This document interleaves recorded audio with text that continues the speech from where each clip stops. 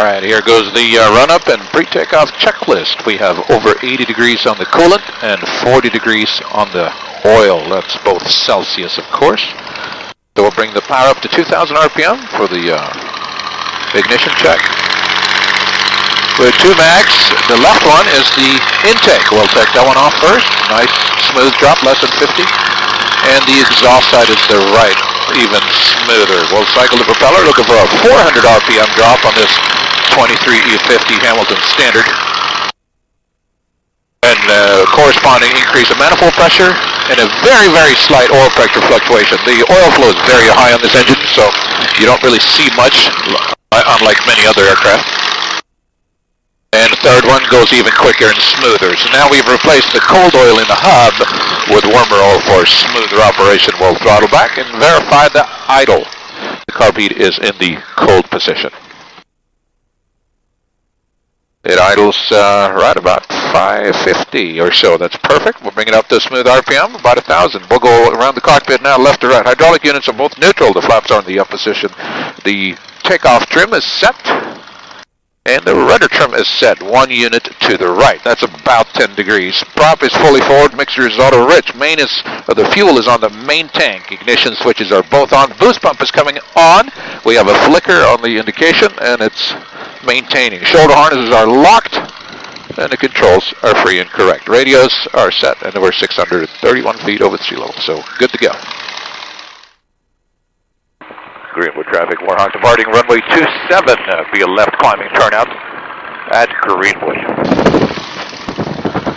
It's about 7 o'clock in the evening here in South Carolina. It is the 3rd of May, 2023. Gorgeous evening. Going to hop over to the ranch with the aircraft after fueling.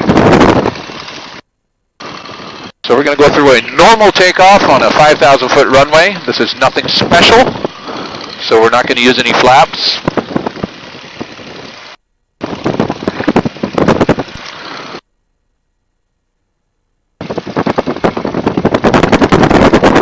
The final is indeed clear. I don't see anybody approaching from anywhere, nor have I heard anyone.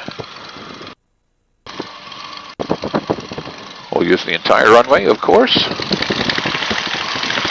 Nobody on the runway, looking good. We're going to close the canopy, last thing we do here. And that's locked. All right, here we go. We'll rev the engine up to 25 inches.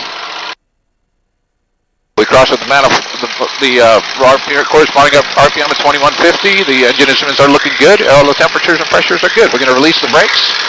We'll bring the power up to somewhere between 45 and 51. We're going to use 51 on this one. There we go. We'll go lift the tail up right away. The aileron is full hard right for the torque. Airspeed is alive. We're going through 80 miles an hour already. Not much dancing on the rudders as I'm balancing on the right aileron. There's 115 for rotation. We'll let the aircraft lift off and start accelerating through 150 miles an hour. We're out of runway. Going to select landing gear up and pinky switch is selected. I'm coming back to 40 inches. And 2,700 RPM right there. Looking good. We're going to turn left immediately since we're not staying in the pattern, so we can make back to the runway quicker should we need to. Coming back to 35 inches and 2,500 RPM. That's our normal climb power setting. Landing gear is now up. We got the hydraulic spike at 1,000. So we trim the airplane. I wobble the hand pump and verify that we lock 1,000 pounds into the cylinder. That's looking and feeling good. Cow flaps are at combat. We're 175 for the climb. Temperatures are looking good. We're going to continue the turn around the airport. So, relatively busy takeoff. What's even worse is when you enter the pattern, I have to put everything back down again. You notice the gear cycle, it takes an astounding 20 seconds to get the gear up. And that's done with an electric hydraulic pump by holding that switch. Temperatures are looking great, right around 100 on the coolant and 65 at this time on the oil. We're climbing at about 2,000 feet a minute.